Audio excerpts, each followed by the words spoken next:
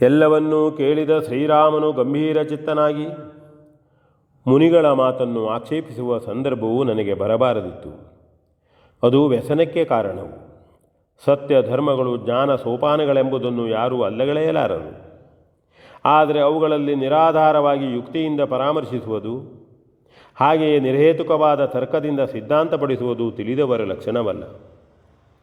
ಮನುಷ್ಯನು ಬೇರೆ ಬೇರೆ ಜನ್ಮಗಳಲ್ಲಿ ಬೇರೆ ಬೇರೆ ಬಾಂಧವ್ಯಗಳನ್ನು ಹೊಂದುತ್ತಿರುವುದು ಸರಿಯಾದರೂ ದೇಹದಲ್ಲಿ ಅಂತರ್ಹಿತನಾದ ಆತ್ಮನು ಪ್ರಾರಬ್ಧದ ವಶವರ್ತಿಯಾಗಿಯೇ ಜನ್ಮ ತಳೆಯುತ್ತಾನೆ. ಪ್ರಾರಬ್ಧಕ್ಕೆ ಕರ್ಮವೇ ಮೂಲವು. ಆದುದರಿಂದ ಸತ್ಕರ್ಮವನ್ನೇ ಆಚರಿಸಿ ಪರಮ ಪುರುಷಾರ್ಥವನ್ನು ಹೊಂದುವುದೇ ಮಾನವ ಜೀವನದ ಗುರಿಯು. ಪುರುಷಾರ್ಥಗಳಲ್ಲಿ ಧರ್ಮವೇ ಮುಖ್ಯವಾದುದು. ಅದನ್ನುಳಿದ ಅರ್ಥಕಾಮಗಳು ನಿಂದ್ಯವಾದವುಗಳು. ತಾನಾಗಿ ಬಂದ ಸೌಭಾಗ್ಯವನ್ನಾದರೂ ಅರ್ಹತೆ ಪಡೆಯದೆ ಅನುಭವಿಸಬೇಕೆಂದು ತತ್ವಜ್ಞಾನದ ಸಂದೇಶವಾಗಿರಲಾರದು. ದೇಹ ಧರ್ಮಕ್ಕನುಗುಣವಾಗಿ ಕರ್ಮವು ನಡೆಯುತ್ತಿದೆಯಾದರೂ ಬುದ್ಧಿಪೂರ್ವಕವಾಗಿ ಕರ್ಮದ ಲೋಪದೋಷಗಳನ್ನು ನಿರ್ಣಯಿಸಿಕೊಳ್ಳಬೇಕಾಗಿದೆ. ಯಾವಾತನಿಗೇ ಆದರೂ ಹಗಲು ಕಂಡಷ್ಟು ರಾತ್ರಿ ಕಾಣಲಾರದು. ಹಾಗೆಯೇ ವಿಶೇಷ ಪ್ರಕಾಶದಿಂದ ಬೇರೆಯಾಗಿ ಕಾಣಲೂಬಹುದು. ಅದು ಎಷ್ಟು ಮುಖ್ಯವೋ ಅಷ್ಟೇ ನೋಡುವ ದೃಷ್ಟಿಯೂ ಮುಖ್ಯವು. ಕಣ್ಣಿಲ್ಲದವನಿಗೆ ಏನೇನೂ ಕಾಣಿಸುವುದಿಲ್ಲ. ಕಣ್ಣೊಂದಿದ್ದರೆ ಪ್ರಯತ್ನಪೂರ್ವಕವಾಗಿ ಸ್ವಲ್ಪ ಸ್ವಲ್ಪವನ್ನೇ ಆದರೂ ನೋಡಿ ನಿರ್ಣಯಿಸಿಕೊಳ್ಳಬಹುದು. ಒಮ್ಮೆ ನೋಡಿದವುಗಳನ್ನು ಕಣ್ಣು ಮುಚ್ಚಿಯೂ ಮನಸ್ಸಿನಿಂದ ನೋಡುವುದಕ್ಕೆ ಸಾಧ್ಯವಿದೆ. ಕಾಣದೇ ಇರುವುದನ್ನು ಕೂಡ ತಪಸ್ವಿಗಳು ಜ್ಞಾನದಿಂದ ಕಂಡುಕೊಳ್ಳುತ್ತಾರಂತೆ. ಅಂಥವುಗಳು ಸಾಮಾನ್ಯ ದೃಷ್ಟಿಗೆ ಕಾಣುವುದಿಲ್ಲವೆಂಬುದು ನಿಜವಷ್ಟೇ. ಹಾಗಾದರೆ ಅವುಗಳೆಲ್ಲ ಅಸತ್ಯವೆಂದು ತೀರ್ಮಾನಿಸಿಬಿಡುವುದೇ? ನಮ್ಮ ತಂದೆಯು ತಾಯಿಯನ್ನು ಮೆಚ್ಚಿಸುವುದಕ್ಕಾಗಿ ವರಗಳನ್ನು ಕೊಟ್ಟಿರಬಹುದು. ಆದರೂ ಅವುಗಳನ್ನು ಕೊಟ್ಟಿದ್ದು ನಿಜ. ಮೆಚ್ಚಿದ ಮನಸ್ಸುಳ್ಳವರು ಅದರ ಕೃತಜ್ಞತೆಯನ್ನು ಅರ್ಪಿಸುವುದು ಮನುಷ್ಯತ್ವದ ಲಕ್ಷಣವು. ಆದುದರಿಂದ ಮಹಾರಾಜರು ವರ ಕೊಟ್ಟುದೇ ತಪ್ಪೆಂಬುದು ಕುಕಲ್ಪನೆಯಾಗಬಹುದು. ಅಲ್ಲದೆ ಅದು ಸರ್ವತಾ ಪ್ರಾಮಾಣಿಕತೆ ಅನ್ನಿಸಲಾರದು. ನಮ್ಮ ತಾಯಿ ಈ ರೀತಿ ಕೇಳಬಾರದಿತ್ತು, ಇನ್ನೇನನ್ನಾದರೂ ಕೇಳಿದ್ದರೆ ಅದನ್ನು ಕೇಳಬಾರದಿತ್ತು ಅಲ್ಲವೇ? ಒಬ್ಬನ ಇಷ್ಟವೂ ನಮ್ಮ ಇಷ್ಟಕ್ಕೆ ವಿರೋಧವಾದಾಗ ಅದನ್ನು ಅನಿಷ್ಟವೆಂದು ಸರ್ವತಾ ಎಣಿಸಕೂಡದು. ಗೃಹಸ್ಥನು ಮಕ್ಕಳನ್ನು ಪಡೆಯುವುದು ಅವನ ಸದ್ಗತಿಯ ಕಾಂಕ್ಷೆಯಿಂದ. ಆದುದರಿಂದಲೇ ತಂದೆಯ ಇಷ್ಟವನ್ನು ಪೂರೈಸುವುದು ಮಕ್ಕಳ ಧರ್ಮವಾಗಿದೆ. ಅಪ್ರಾಪ್ತವಾದುದನ್ನು ವರವಾಗಿ ಬೇಡಿದಾಗ ಅದನ್ನು ದೋಷವೆಂದು ಪರಿಗಣಿಸಬಹುದು. ಇಲ್ಲಿ ಹಾಗೇನೂ ನಡೆದುದಿಲ್ಲ. ತಂದೆಯ ಮಾತನ್ನು ಪೂರೈಸುವ ಮಕ್ಕಳೇ ತನ್ನರಸನಿಗೆ ಜನ್ಮಿಸಿದ್ದಾರೆಂದು ತಿಳಿದಿರುವ ನಮ್ಮ ತಾಯಿಯು ಈ ವರಗಳನ್ನು ಕೇಳಿದ್ದಾಳೆ. ನನಗೆ ರಾಜ್ಯವನ್ನು ಬಿಟ್ಟು ವನದಲ್ಲಿರಲು, ಹಾಗೆಯೇ ತಮ್ಮನಾದ ಈ ಭರತನಿಗೆ ನಮ್ಮ ರಾಜ್ಯವನ್ನಾಳಲು ಸಾಕಷ್ಟು ಶಕ್ತಿ ಇದೆ ಎಂದೇ ಅವಳಿ ವರಗಳನ್ನು ಕೇಳಿದಳು. ನನ್ನ ಮೇಲಿನ ಅತಿವಾತ್ಸಲ್ಯದಿಂದ ನಮ್ಮ ತೀರ್ಥರೂಪರು ನನ್ನ ವಿಯೋಗವ್ಯತೆಯೇ ಕಾರಣರಾಗಿ ತೀರಿಕೊಂಡಿರಬಹುದು. ಆಡಿದ ಮಾತನ್ನು ನಡೆಸುವುದಕ್ಕಾಗಿ ಜೀವವನ್ನೇ ತೆತ್ತರು. ಆದರೂ ಮಾತಿಗೆ ತಪ್ಪಲಿಲ್ಲ, ಋಣದಲ್ಲಿ ಬೀಳಲಿಲ್ಲ. ಮಾತು ಕೇಳಿದ ಮಕ್ಕಳು ಹುಟ್ಟಿದ್ದರೆ ಅಥವಾ ನಾವೇ ಅನ್ಯತಾ ವರ್ತಿಸಿದ್ದರೆ ಆಡಿದ್ದ ಮಾತು ಹಾಳಾಗಿ ವಿಮೋಚನೆ ಇಲ್ಲದ ಋಣದೊಂದಿಗೆ ಅವರು ಮರಣಪಡಬೇಕಾಗಿದ್ದಿತ್ತು. ಅವರ ಭಾಗ್ಯವಶದಿಂದಲೇ ಅವರ ಎಲ್ಲ ಮಕ್ಕಳಿಗೂ ಸದ್ಬುದ್ಧಿಯು ಪ್ರಾಪ್ತಿಸಿದೆ. ಇಷ್ಟೂ ಜನರು ನಾನು ಅಯೋಧ್ಯೆಗೆ ಬರಬೇಕೆಂದು ನನ್ನನ್ನು ಒತ್ತಾಯಿಸಬಹುದು.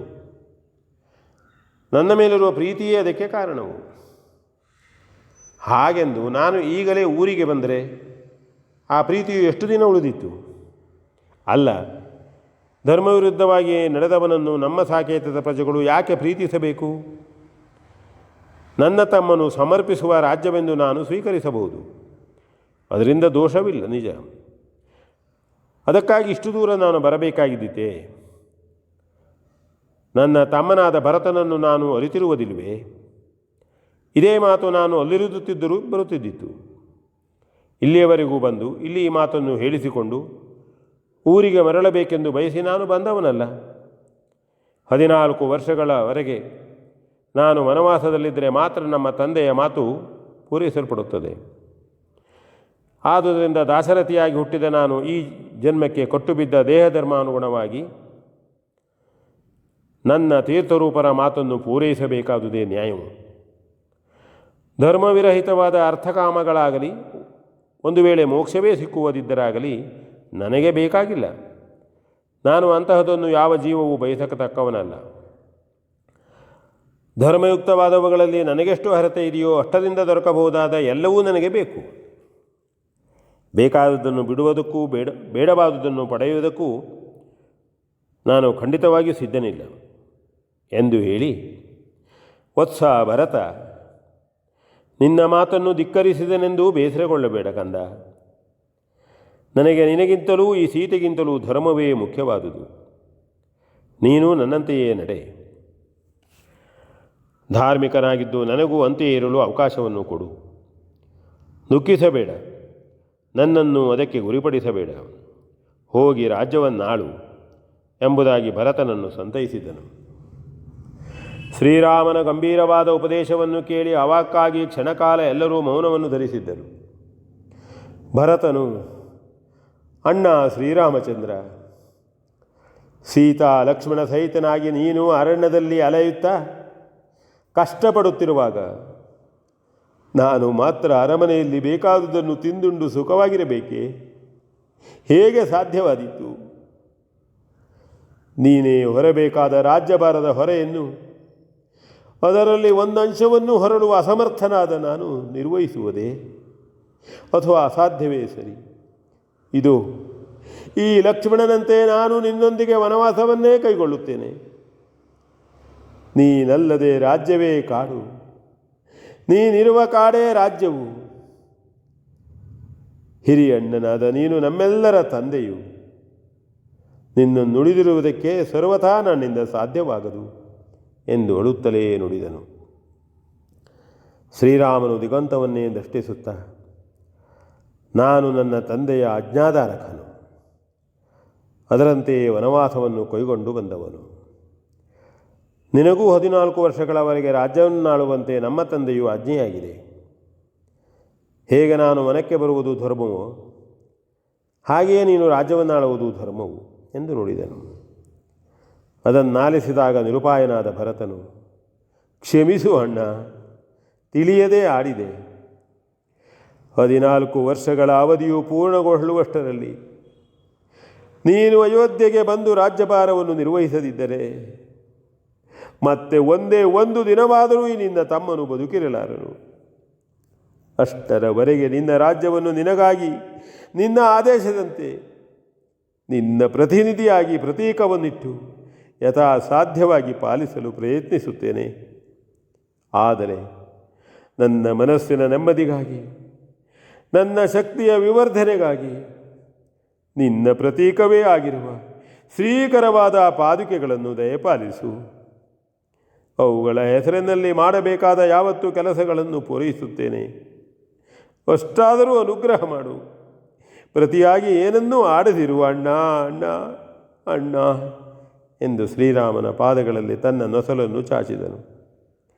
ಮುಂದಾವ ಯತ್ನವೂ ಇಲ್ಲದೆ ಶ್ರೀರಾಮನು ತನ್ನ ತಮ್ಮನನ್ನು ಸಮಾಧಾನಪಡಿಸುವುದಕ್ಕಾಗಿ ಆಗಲಿ ಎಂದೊಪ್ಪಿಕೊಂಡು ಭರತನಿಗೆ ತನ್ನ ಪಾದುಕೆಗಳನ್ನು ತೆಗೆದಿತ್ತು ಹರಸಿದನು.